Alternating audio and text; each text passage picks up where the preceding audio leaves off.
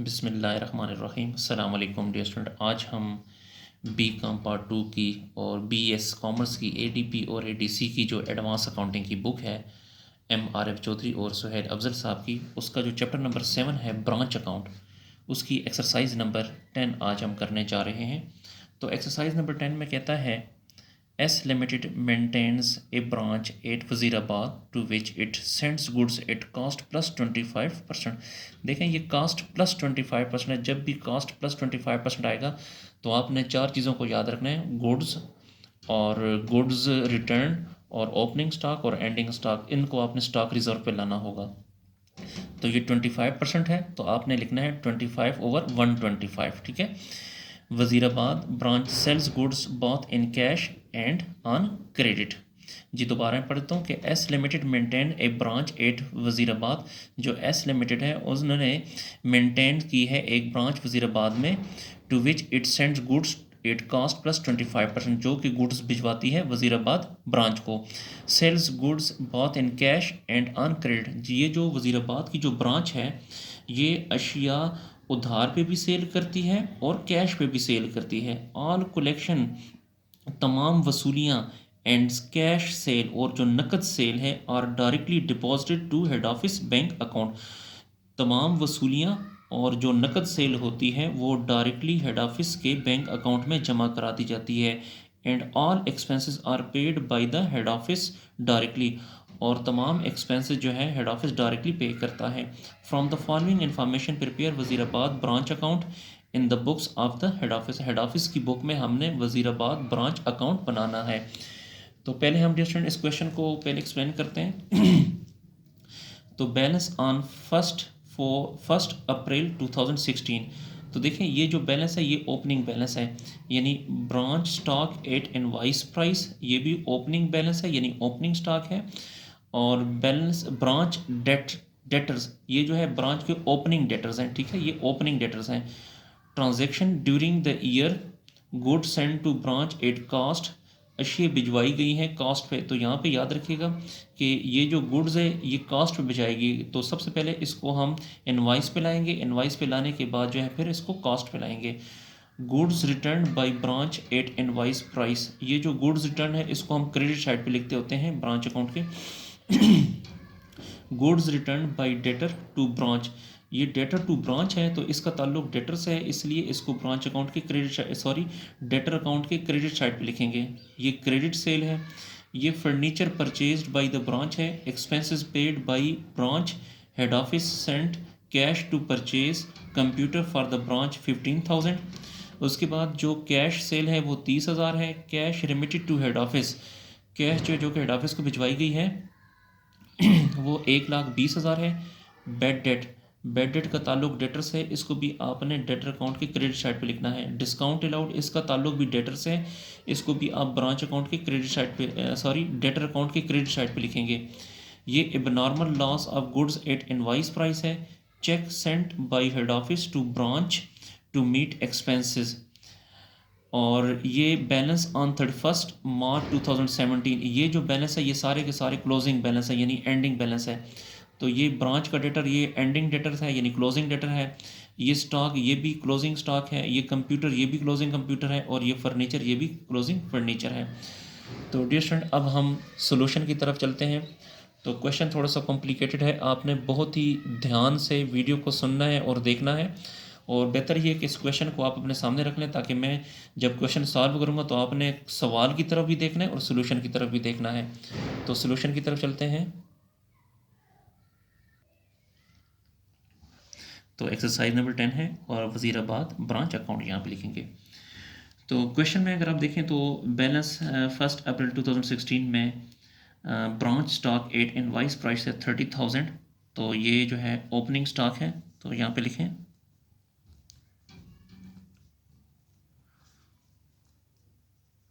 Opening stock है 30,000।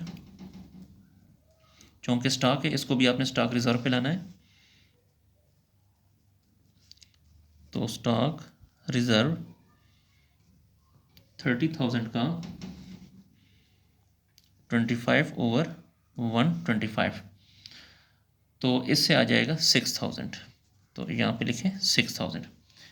जी उसके बाद है ब्रांच डेटर है 40,000, तो ओपनिंग डेटर है, तो यहाँ पे लिखें ओपनिंग डेटर्स। ओपनिंग डेटर्स है 40,000, तो यहाँ पे लिखें 40,000। ये जो ओपनिंग डेटर है डियर स्टूडेंट, ये हम डेटर अकाउंट के डेबिट साइड पे भी लिखते होते हैं, तो इसको अपने यहाँ पर भी लिखना है।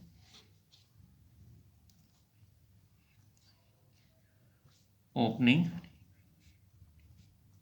Debtors 40,000।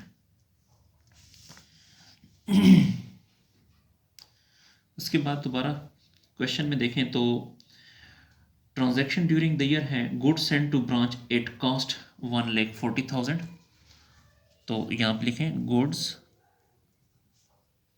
Send to branch. Goods send to branch जो है 1,40,000 है, तो इसको इनर कॉलम में लिखें क्योंकि ये कॉस्ट पे, तो इसको सबसे पहले आप इनवाइस प्राइस पे लें, तो plus stock reserve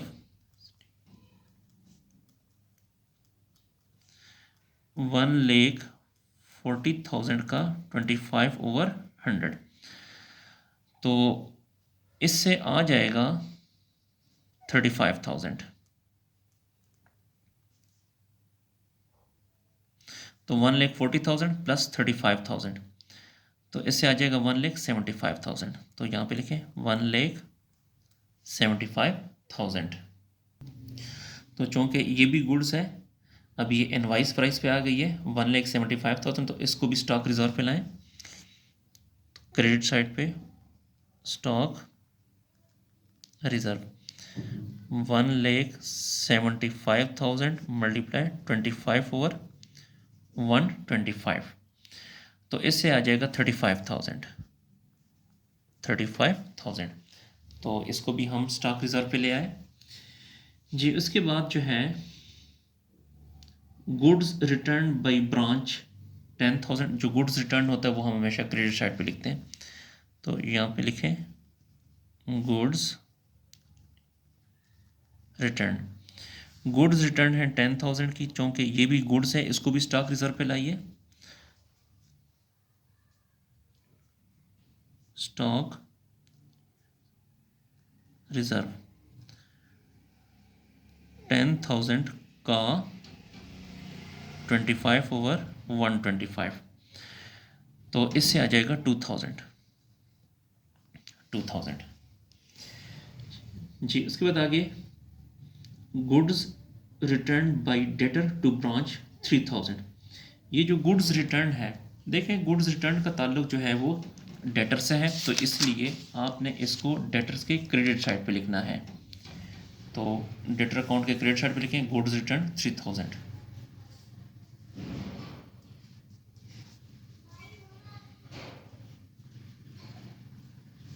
goods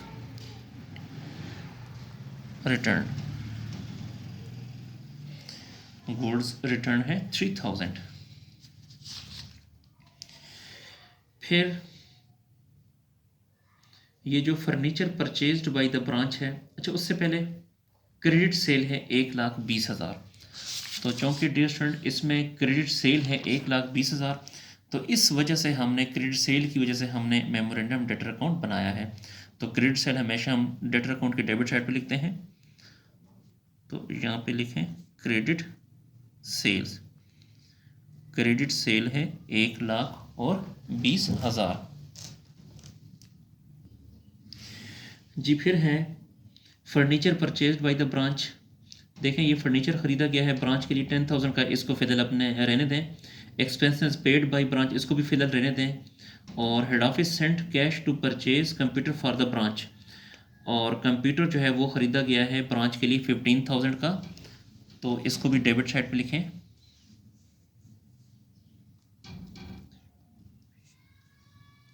computer for branch या कंप्यूटर परचेज फॉर ब्रांच 15,000, इसको भी डेबिट साइड पे लिखेंगे। उसके बाद जो कैश सेल है 30,000, और उसके बाद कैश सेल को आम रूटीन में हम ब्रांच अकाउंट के क्रेडिट साइड पे लिखते हैं, लेकिन इसको भी फिलहाल छोड़ें, मैं आपको बाद में बताता हूँ। उसके बाद है cash remitted to head office, तो इसको भी क्रेडिट साइड पे लिखें, यानी ये कैश रिसीव फ्रॉम डेटर्स है, ठीक है। Cash remitted to head office का मतलब है कैश रिसीव फ्रॉम डेटर, इसको यहाँ पे लिखें, कैश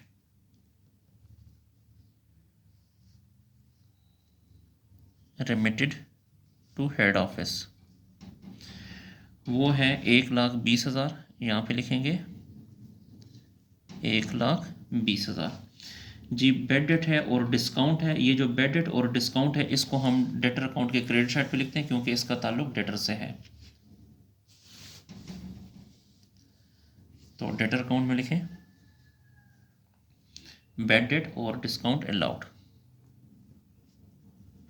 बेड डेट और यहाँ पे डिस्काउंट अलाउड। जो बेड डेट है वो है 2,000 और डिस्काउंट अलाउड है 3,000, तो यहाँ पे लिखें 3,000। जी फिर एबनॉर्मल लॉस है और यहाँ पे लिखें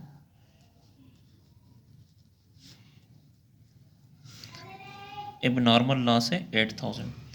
तो ये जो एबनॉर्मल लॉस है ये भी इनवाइस पे है, तो इसको भी आपने स्टॉक रिजर्व पे लाना है, स्टॉक रिजर्व 8,000 का 25/125, तो ये आ जाएगा 1,600, तो यहाँ पे लिखेंगे 1,600। उसके बाद है चेक सेंड पर head office to branch to meet the expenses 12,000, ठीक है। तो एक्सपेंसेस के लिए जो है चेक भिजवाया गया है, तो यहाँ पे लिखें cheque send by head office या चेक सेंड फॉर एक्सपेंसेस,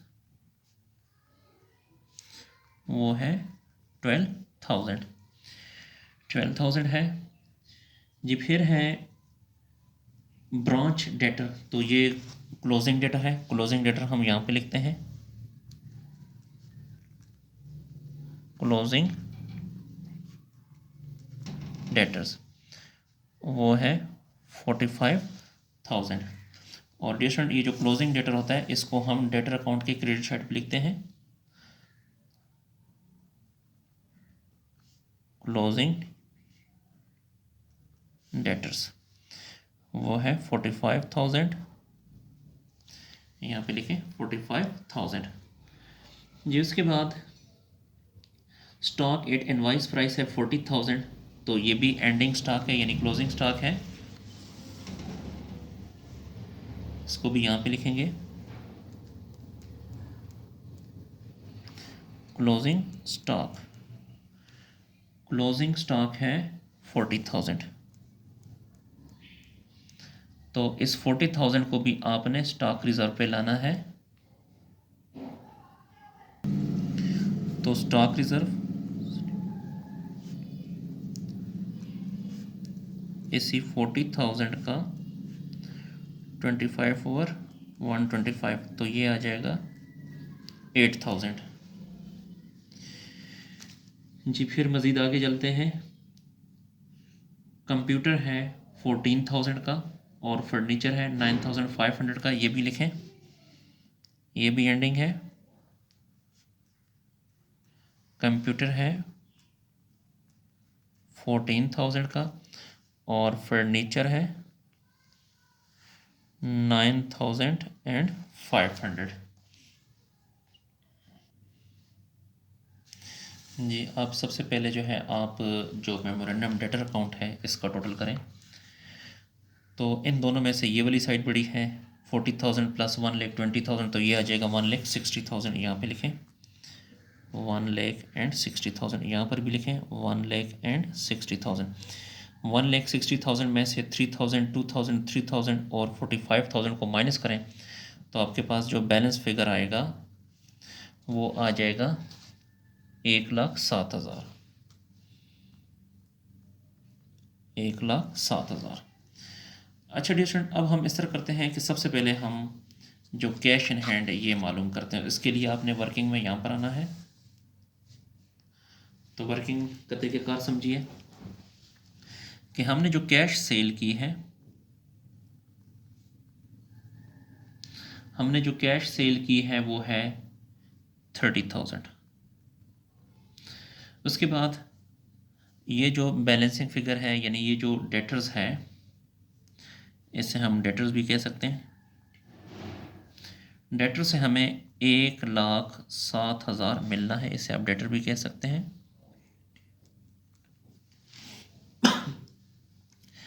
इस साइड पे जो कैश भिजवाई गई है, cash remitted to head office, वो 1,20,000 है। कैश रिमिटेड है 1,20,000। फर्नीचर का एक्सपेंस है, फर्नीचर का एक्सपेंस है 10,000।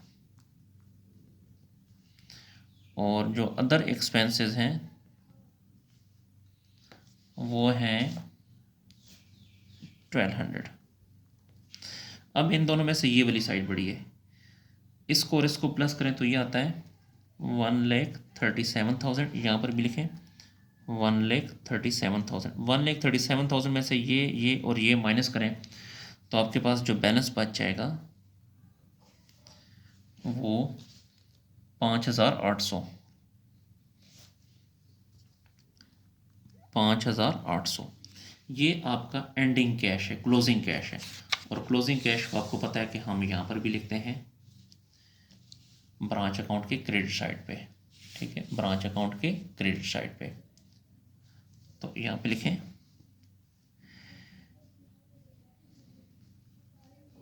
कैश 5,000 और 800। जी, अब इनको प्लस करें, यहाँ से लेके यहाँ तक प्लस करेंगे तो ये आ जाएगा 2,93,300। इसी को यहाँ पर भी लिखें 2,93,300। अब 2,93,300 में से यहाँ से लेके यहाँ तक ये सारी अमाउंट माइनस करें तो आपके पास बाकी रकम बच जाएगी 9,700। इसे आपने प्रॉफिट कहना है।